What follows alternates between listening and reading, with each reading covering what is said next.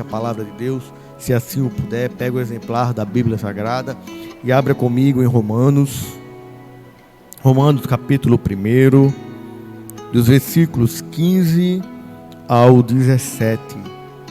Romanos capítulo 1, dos versículos do 15 ao 17.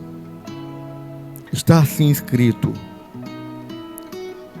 de modo que, em tudo que depender de mim, estou preparado para anunciar o Evangelho também a vós que estáis em Roma.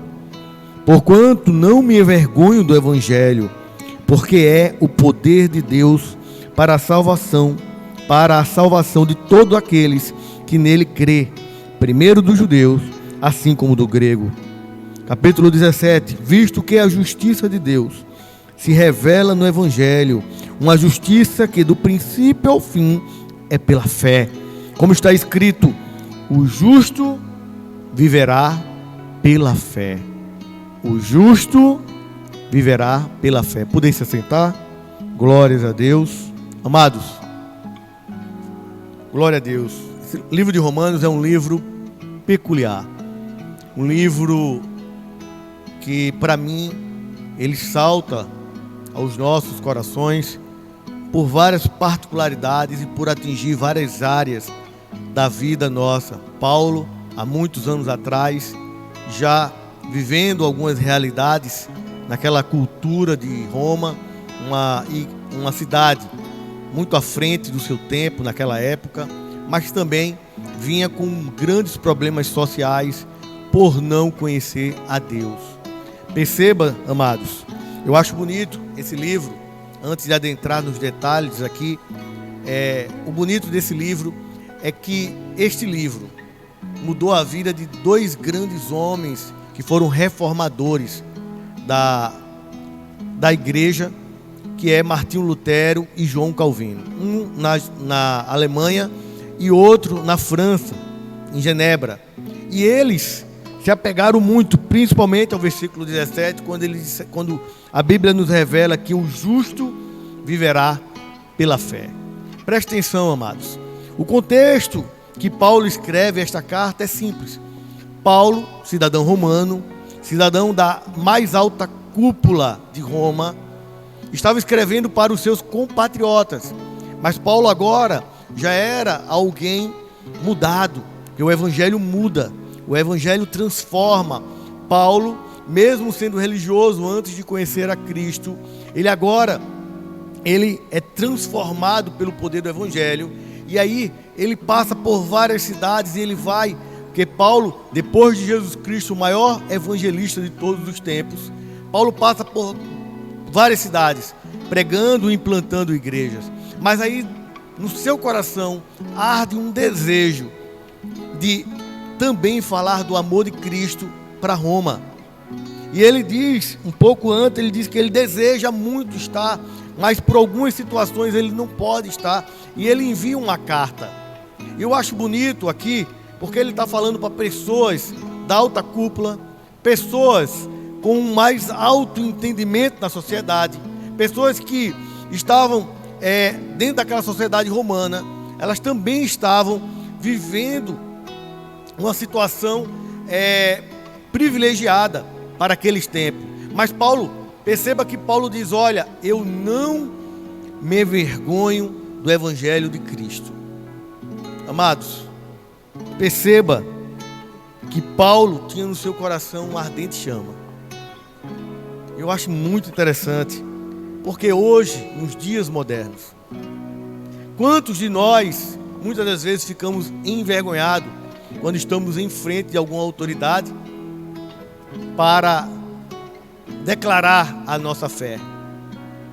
Às vezes perceba que são pequenos gestos que nós mostramos quem é o nosso Senhor. Às vezes nós vamos para uma reunião e aquela reunião tem um almoço, tem um jantar, e muitas das vezes a gente se encontra naquela situação e nós não inclinamos as nossas cabeças e agradecemos a Deus como nós fazemos em casa ou nas nossas religiões, no nosso convívio social. Por quê? Porque muitas das vezes estamos com vergonha de declarar quem é o nosso Senhor naquele momento. Paulo não tinha esse sentimento. E ele diz com toda a certeza de coração, com toda a letra, ele diz: eu não me envergonho do Evangelho de Cristo. Por quê? Porque é salvação para todos aqueles que crêem. Às vezes, um simples ato de fazer uma oração em um lugar público, oração rápida: Senhor, obrigado por este alimento, obrigado por essa situação, já mostra para os outros que você é diferente, que você professa uma fé. E se você tiver um bom testemunho, muitas pessoas vão ficar curiosas para conhecer da onde vem a base desse seu bom testemunho. Aleluia, glórias a Deus. Então, meus amados, Paulo, ele deixa isso bem claro para o cidadão de Roma.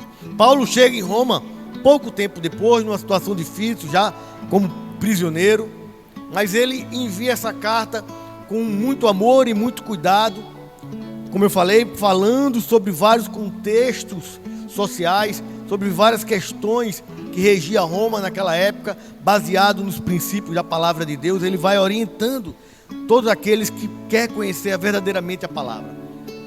O livro de Romanos até hoje nos orienta sobre vários aspectos, principalmente hoje, onde a sociedade está desvirtuando valores que outrora eram valores que a sociedade, mesmo aquelas não religiosas, batiam palmas, hoje são criticadas. Família, Deus, pátria, esses valores, eles estão sendo distorcidos por agendas ideológicas. Mas nós, cristãos, nós temos que ser rocha verdadeira, independente do lugar onde nós estejamos, ou independente do povo que nós venhamos a nos comunicar. Paulo deixa isso bem certo. Diz: olha, eu sou cidadão romano também, conheço todas as particularidades da alta classe de Roma, mas deixa eu dizer algo: eu conheci um Jesus que muda a vida e mudou a minha vida, e eu quero apresentar esse Jesus a vocês. Aleluia, glória a Deus. E digo mais: eu não me envergonho deste evangelho. Aleluia. Por quê? Porque ele é salvação. E aí no final ele diz essa parte chave do versículo que mudou a vida de Martinho Lutero, que ele diz: o justo viverá pela fé. Meu amado irmão, viva pela fé. Glórias a Deus. O justo viverá pela fé. Essa frase mudou a vida do principal ou do primeiro reformador. Aleluia, que é Martinho Lutero. E isso chegou até os dias de hoje. Nós temos mais de 500 anos da reforma protestante. Estamos hoje falando desse evangelho porque alguém um dia escutou essa frase e diz: o justo viverá pelo quê? Pela fé. E as tribulações? Vai passar. E as dificuldades? Vai passar. Eu tenho fé, aleluia, que tudo, aleluia, vai me levar, vai convergir para eu chegar ao céu. Glória a Deus. Tenha essa certeza, meu irmão, nessa manhã desse dia, e creia que Deus vai abençoar a sua vida e a vida da sua família. Mas nunca esqueça, não tenha vergonha deste evangelho, porque esse evangelho é salvação para aqueles que creem. Amém.